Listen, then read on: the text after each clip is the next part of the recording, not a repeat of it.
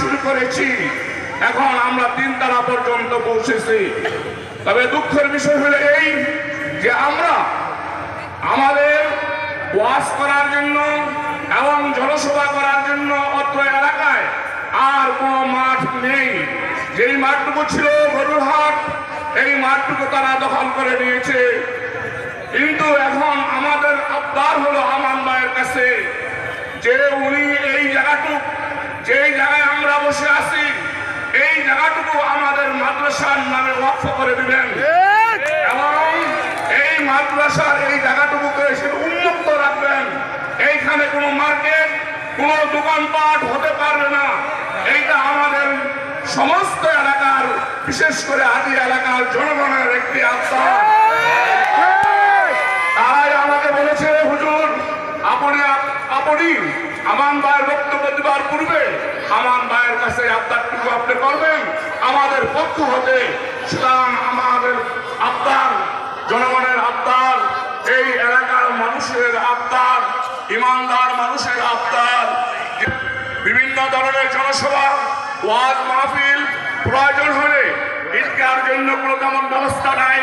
ঈদগার মাঠ হিসাবে এটাকে উন্মুক্ত, ইনশাআল্লাহ খুশি করব, উনিও আমাদেরকে খুশি করবেন। এই বলে আমার বক্তব্য শেষ করছি। আলহামদুলিল্লাহ রাব্বিল আলামিন। আলহামদুলিল্লাহ। এখন আপনাদের সামনে আলোচনা পেশ করবেন আমাদের আজকের মাহফিলের প্রধান অতিথি, সাবেক প্রতিমন্ত্রী, সংসদ সদস্য ঢাকা 2 এবং রানীগঞ্জের একজন আদর্শবান মানুষ, জনাব আমানুল্লাহ আমান সাহেব। এ পর্যায়ে আপনাদের সামনে বক্তব্য রাখবেন জনাব আমানুল্লাহ আমান সাহেব। চলবে না।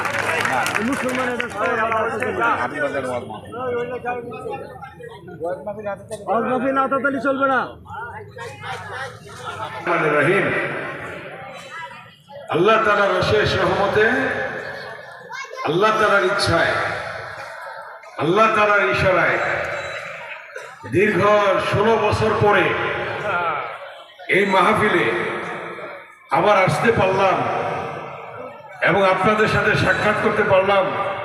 এই জন্য আল্লাহর কাছে শুকরিয়া আদায় করি। আলহামদুলিল্লাহ, আলহামদুলিল্লাহ।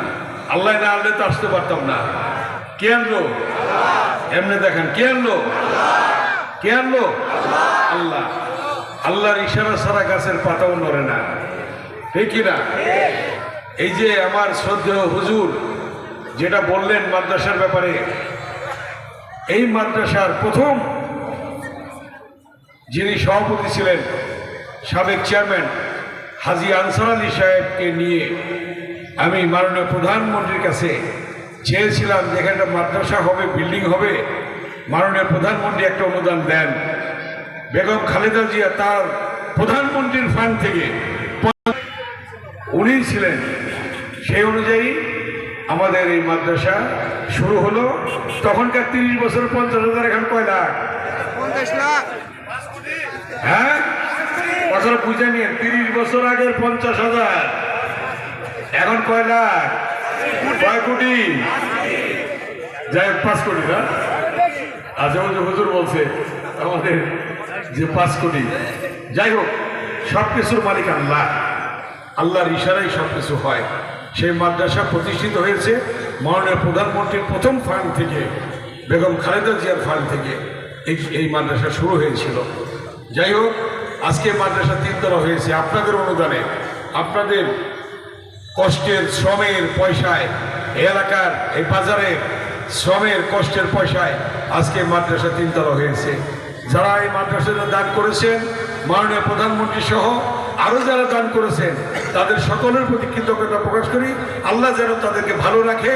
আর যারা মৃত্যুবরণ করেছে, হাজী আনসার আলী চেয়ারম্যান সহ, আল্লাহ যেন তাদেরকে বেহেশত নসিব করে। আমরা এই দোয়া করবো আজকে। যাই হোক, আজকে আটির বাজারে দারুল উলুম ইসলামিয়া মাদ্রাসার 40তম বার্ষিক ওয়াজ মাহফিল। এই ওয়াজ মাহফিল কেন হচ্ছে? এই ওয়াজ মাহফিল হচ্ছে ইসলামের প্রচারের জন্যে, দ্বীনের কথা বলার জন্যে, আল্লাহর কালাম পাঠ করার জন্য, ঠিক কিনা? অতএব এখান থেকে ইসলাম প্রচার হয়, এখান থেকে আপনি ইসলাম প্রচার করছেন। আমার শ্রদ্ধেয় অনেক উলামা একরামগণ এখানে এসেছেন, তারা মূল্যবান বয়ান করছেন, করবেন এবং শেষ করবেন। এর মধ্যে আমি চলে আসছি, আমি কয়েকটা মাহফিল করে তারপরে এখানে আসছি, আমার আরও যাইতে হবে অন্য জায়গায়। এই জন্য আমি হুজুরের অনুমতি নিয়ে, তাই না, অনুমতি নিয়ে আমি বলছি আমি আগে একটু বলে যেতে চাচ্ছি, আমার শ্রদ্ধেয় মুরব্বীদের সাথে কথা বলে যেতে চাচ্ছি। যাই হোক, সব কিছুর মালিক আল্লাহ।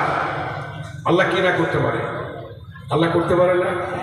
একদিন আগেও যারা বলছিল যে অমুক দল পালায় না, আল্লাহ কি করলো? কি করলো? পালাই যেতে বাধ্য হলো না? এটা কে করলো? আল্লাহ। যারা হাজার হাজার ছাত্র জনতাকে হত্যা করেছে, ইলিয়াস আলীকে গুম করেছে, চৌধুরী আলমকে গুম করেছে, অনেক উপজেলা চেয়ারম্যানকে, অনেক মেয়রকে গুম করেছে, হাজার হাজার মানুষ গুম করেছে, তাদের বিচার তো শুরু হয়ে গেছে। 57 জন সেনা কর্মকর্তা হত্যা করেছে। হেফাজতের মিটিংয়ে শাপলা চত্বরে শত শত হেফাজতের কর্মীদের টুপিওয়ালা দাঁড়িয়ে তাদের হত্যা করেছে। এর বিচার কি বা বাংলায় হবে না? অনেক গোলামে গ্রামকে হত্যা করেছে। টুপি দাড়ি থাকলে বলতো জঙ্গি। মাহফিল কি স্বাধীনভাবে করতে পারছেন আপনারা? যদিও করতে পারেন, তাহলে তাদেরকে অনুমতি নিয়ে অন্যভাবে করতে হইতো, ঠিকই না? কিন্তু এখন করার স্বাধীনতা আল্লাহ দিয়েছে। কে দিয়েছে? এমনি দেখেন কে দিয়েছে? কোরআন শরীফের সূরা আল ইমরানে বাংলার শাব্দিক অর্থ আছে, আল্লাহ দিনকে রাত, রাতকে দিন, বাদশাকে ফকির, ফকিরকে বাদশা, রাজ্য দান করেন, রাজ্য কেড়ে নেন, সম্মান দান করেন, সম্মান কেড়ে নেন, পৃথিবী সৃষ্টি করেন, পৃথিবী ধ্বংস করেন, জীবিতকে মৃত করেন, মৃতকে জীবিত করেন।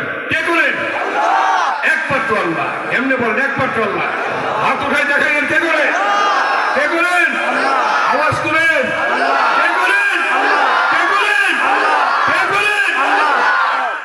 আল্লাহর ইশারা ছাড়া গাছের পাতাও নড়ে না। তাই আজকে বলতে চাই, হুজুর যে কথাটা বলেছেন এই মাদ্রাসার সম্পদের জন্য, এই জায়গার জন্য, এই জায়গায় হুজুরের কথা অনুযায়ী কোন দোকানপাট করতে দেওয়া হবে না। এই জায়গা খালি থাকবে, ঈদগার নামাজ হবে, এই জায়গায় বিভিন্ন ইসলামিক সভা সমাবেশ হবে, এই জায়গায় এই মাদ্রাসার সম্পদ, মাদ্রাসার সম্পত্তি থাকবে। কি বলেন? আমি এমপি হইলে লোক দেখাইতে পারে, যেখানে দোকানপাট হইলে আপনার লাভ হবে। আল্লাহকে সাক্ষী রেখে বলছি, ওই লাভ আমি চাই না, কোনদিন চাই নাই। চাইছি কোনদিন? এই যে ওয়াশপুর বসিলা ব্রিজ, মোহাম্মদপুর যেতে কয় মিনিট লাগে? 5 মিনিট লাগে আপনাদের মোহাম্মদপুর যেতে। এই ব্রিজের গোড়াকে আমি 1 কাঠা জায়গা রাখছি? জিঞ্জিরা বাবাজার ব্রিজ করেছি, 1 কাঠা জায়গা রাখছি? ইটা ভাড়া ব্রিজ করেছি। আজকে আপনাদের সামনে বলতে চাই, আমি জনগণের লাভ চেয়েছি। আটির বাজার ব্রিজ 3 বছর বন্ধ, ফ্যাসিস্টের পতনের পরে এই 1 বছরের মধ্যে ব্রিজ করে দেয়নি আমি।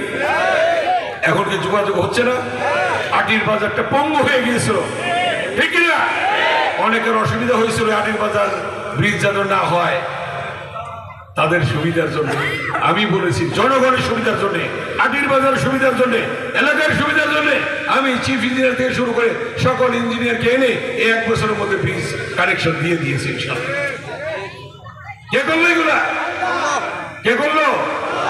ভালো মতো বলেন আল্লাহ। আল্লাহ ছাড়া কেউ করতে পারে না। আমাকে তো আপনারা 4 বার এমপি বানাইছেন। এই খোলামোড়া থেকে, জিঞ্জিরা থেকে, কোনাখোলা থেকে আপনার হজরতপুর বন্ধ রাস্তা পাকা কে করছে বলেন? আমরা করছি। আটির বাজার ব্রিজ কে করছে? 91-এ আমরা করছি। আবার এই এলাকায় গ্যাস কে ঢুকাইছে? আমরা ঢুকাইছি। স্কুলে বিল্ডিং কে করছে? আমরা করছি। নয়াবাজার কলেজ কে করছে? আমরা করছি। হিজলা জিয়াউর রহমান উচ্চ বিদ্যালয় কে করছে? আমরা করছি। একটা জিনিস দেখান তো অন্য দল করছে কি? দেখান, দেখেন একটা জিনিস দেখান। এইখান থেকে আটির বাজার হয়ে হিজলা হয়ে রাস্তা কে করছে? জিঞ্জির চত্বর রাস্তায় ঢাকা মাওয়া রোড পর্যন্ত কে নিছে? সেই রামের কান্না দিয়ে, কলাতিয়া থেকে, হজরতপুর থেকে, রোহিতপুর দিয়ে কয়টা রাস্তা বের করছি মাওয়া রোডে। কোনাখোলার থেকে অনেকগুলি ব্রিজ করে রাস্তা বের করছি। এগুলো অন্য কেউ করছে? আমাকে প্রথমবার 91 সালে 32,000 ভোট বেশি দিয়েছেন, 96 সালে বিনা প্রতিদ্বন্দ্বিতায়, তারপরে 72